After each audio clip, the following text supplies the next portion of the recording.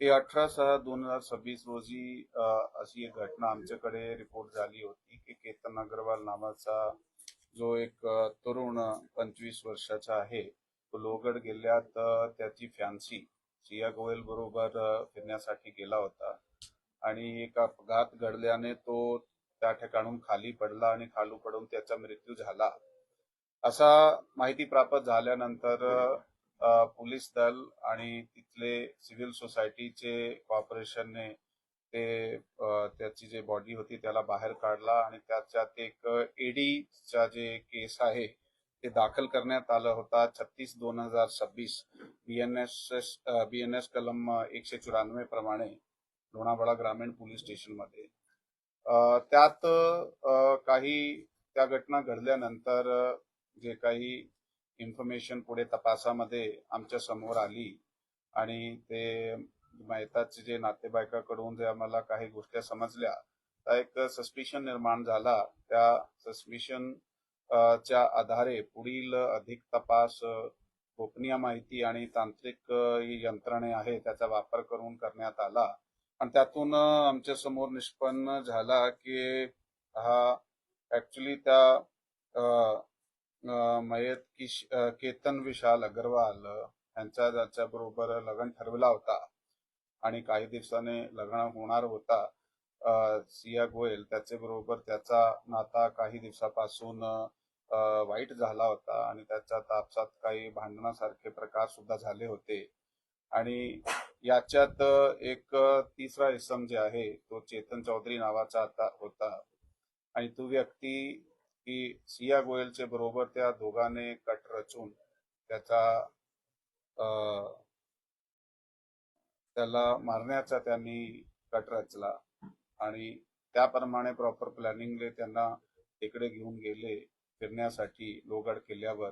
आणि हा दोघे वर गेल्यानंतर तो चेतन चौधरी सुद्धा मागून किल्ल्यावर गेला आणि किल्ल्यावर गेल्यानंतर त्यांनी त्याला ढकलून दिला आणि तो खाली पडला आणि त्याची मृत्यू झाली।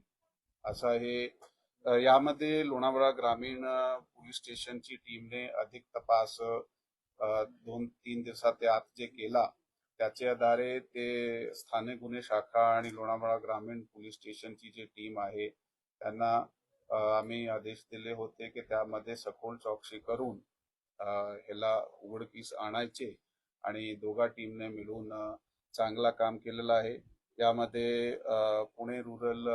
चे जे आमचे अपर पोलीस अधीक्षक आहात डॉक्टर शुभम कुमार ते आता सध्या घटनास्थळी आणि पोलीस स्टेशनलाही आहे अधिक तपासामध्ये आणि ते त्या ठिकाणी एसडीपीओ गजानन टोंपे आणि लोणावळा ग्रामीण पोलीस स्टेशनचे पोलीस निरीक्षक तायडे साहेब आणि त्याच्याबरोबर स्थानिक गुन्हे शाखाची आमची जी टीम आहे त्याचे PI-LCB प्रमोद क्षीरसागर, PSI सावंत आणि त्याची टीम त्यांनी खूप चांगल्या पद्धतीने या गुन्ह्याचा तपास केला आणि हे गुन्हा उघडकीस समोर आणला। या गुन्ह्यामध्ये ह्या दोघाला ताब्यात घेण्यात आलेला आहे आणि ताब्यात घेतल्यानंतर अधिक विचारपूस करत असताना त्यांनी गुन्ह्याची कबुली सुद्धा दिलेली आहे। आता सांगितले त्या दोघांचे काही मागच्या दिवसापासून भांडण सुरू होते, नेमकं काय लग्न ठरवल्यानंतर ते एकत्र आले, त्यांनी कट रचला कसा, आधीच ठरवलं होता की अशा अशा प्रकारे करायचंय, त्यानंतर तिथे तिघजण भेटले, त्यात वाद झाला, ढकललं, आधी मारलं, नेमकं काय घडलं? नाही, त्यात जसं मी आपल्याला सांगितलेलं आहे की या मुलाबरोबर जो ह्याच्यात चौधरी नावाचा मुलगा आहे त्याच्याबरोबर ते त्या मुलीची अगोदर पासून ओळख होती। त्यांचा नेमका जो लग्न ठरला होता ते फेब्रुवारी महिन्यामध्ये त्यांची एंगेजमेंट झाली होती आणि काही दिवसाने त्याचा 1-2 महिन्याने लग्न सुद्धा ठरलेला होता, तारीख नक्की नव्हती।